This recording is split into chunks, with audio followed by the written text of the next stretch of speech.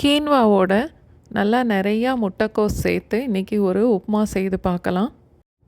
இந்த ரெசிப்பியில் நிறையா ஃபைபரும் ப்ரோட்டீனும் தான் இருக்குது. கண்டிப்பாக ட்ரை பண்ணி பாருங்கள். 3 கப் அளவுக்கு தண்ணி வச்சு நல்லா கொதித்ததுக்கப்புறம் அரை கப் அளவுக்கு கீன்வாவும் சேர்த்துட்டு நல்லா கொதிக்க ஆரம்பித்ததுக்கப்புறம் 10 நிமிஷத்தில் வடித்து எடுத்துடலாம்.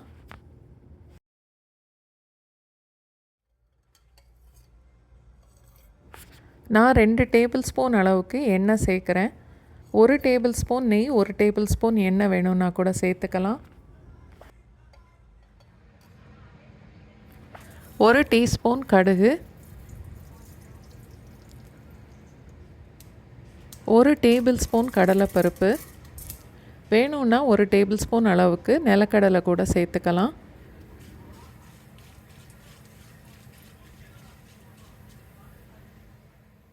நாலு பச்சை மிளகாய், பொடிசாக வெட்டின இஞ்சி 1 டேபிள் ஸ்பூன், அதோட கொஞ்சம் கருவேப்பிலை,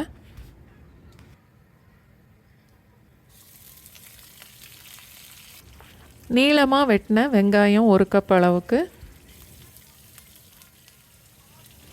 பொடிசாக வெட்டின முட்டைக்கோஸ் நான் 4 கப் அளவுக்கு சேர்க்குறேன்.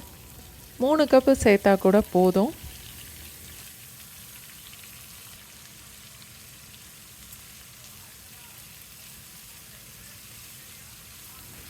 முட்டைக்கோஸ் வேகிற வரைக்கும் மூடி போட்டு வச்சிடலாம். அடுப்பு மீடியம் ஃப்ளேமில் இருக்கட்டும்.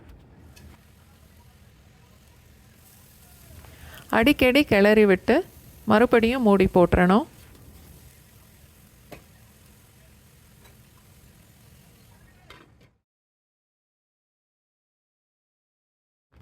முட்டைக்கோஸ் ஒரு 3/4 அளவுக்கு வெந்தாலே போதும். வடித்து வச்சுருந்த கீன்வாவை இப்போ சேர்த்துடலாம்.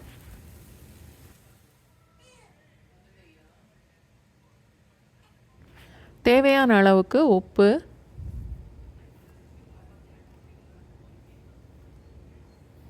அதோட பொடிசாக வெட்டின மல்லி இலை ஒரு அரை கப் அளவுக்கு,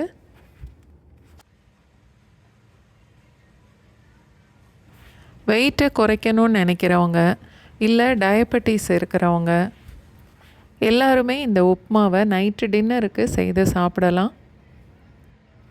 எல்லாம் சேர்த்து நல்லா கலந்துட்டு அடுப்பை ஆஃப் பண்ணிடலாம். சட்னி எதுவும் தேவையில்லை. இந்த உப்புமாவை அப்படியே சாப்பிடலாம்.